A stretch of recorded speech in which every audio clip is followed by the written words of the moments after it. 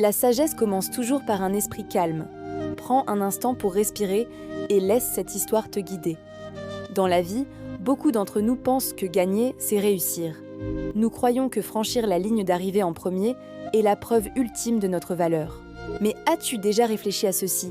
Si ceux qui courent à côté de toi tombent et que tu continues sans te retourner, ta victoire a-t-elle vraiment du sens ?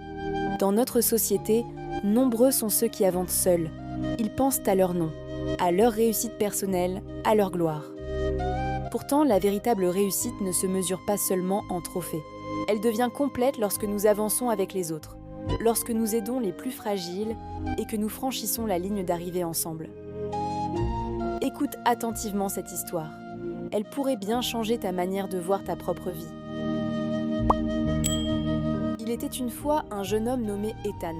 Sportif, rapide et déterminé, il n'avait qu'une seule obsession, gagner. Pour lui, la victoire était la seule chose qui comptait. Perdre était impensable. Être deuxième ne signifiait rien. Un jour, dans son petit village, une grande course fut organisée.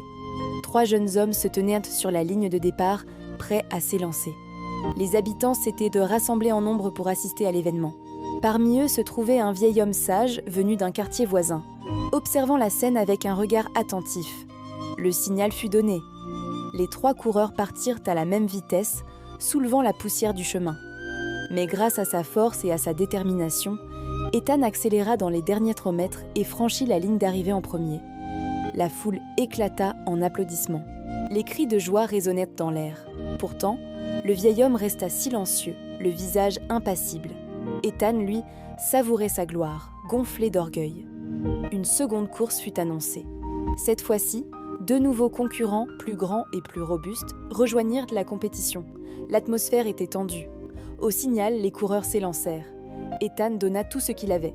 Ses muscles brûlaient, son souffle était court, mais il refusa d'abandonner.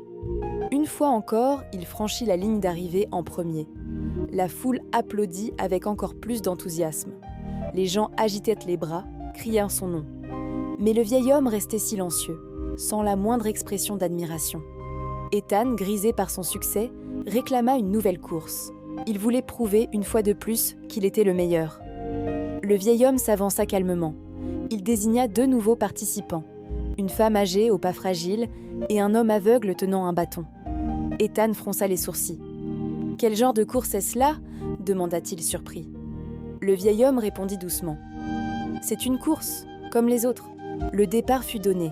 Ethan s'élança à toute vitesse et franchit la ligne sans difficulté. La vieille dame et l'homme aveugle, eux, étaient restés presque immobiles au point de départ. Ethan leva les bras en signe de victoire. Mais cette fois, aucun applaudissement, aucun cri. La foule était silencieuse. Déconcerté, il se tourna vers le vieil homme. « Pourquoi ne célèbre-t-il pas ma victoire ?» Le sage répondit simplement.